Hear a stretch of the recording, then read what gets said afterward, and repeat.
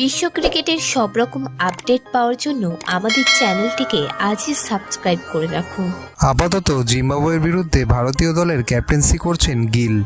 তবে সিনিয়র ক্রিকেটাররা দলে ফিরলে হার্দিককেই ক্যাপ্টেন হিসাবে দেখা যাবে বলে মনে করা হচ্ছে।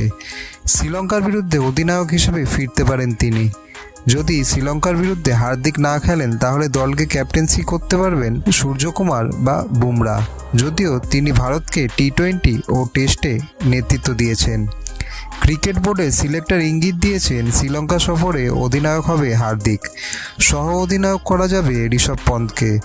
ভবিষ্যতের অধিনায়ক হিসাবে চারজনকে ভাবা হচ্ছে: হার্দিক পান্ডিয়া, ঋষভ পন্থ, শ্রেয়াস আইয়ার ও লোকেশ রাহুল। এরপর তিনি বলেন শ্রেয়াসকে টি-20 ক্রিকেটে নিজের জায়গা পাকা করতেই হবে, তবে অধিনায়ক হওয়ার দৌড়ে ও থাকবে। আইপিএলে আমরা চারজনের ক্যাপ্টেন্সি দেখেছি, এদের মধ্যে একজন ভবিষ্যতে দীর্ঘ সময়ের জন্য ভারতের অধিনায়ক হবেই হবে। ভিডিওটি ভালো লেগে থাকলে বাংলার ক্রিকেট চ্যানেলটিকে অবশ্যই সাবস্ক্রাইব করে দিন।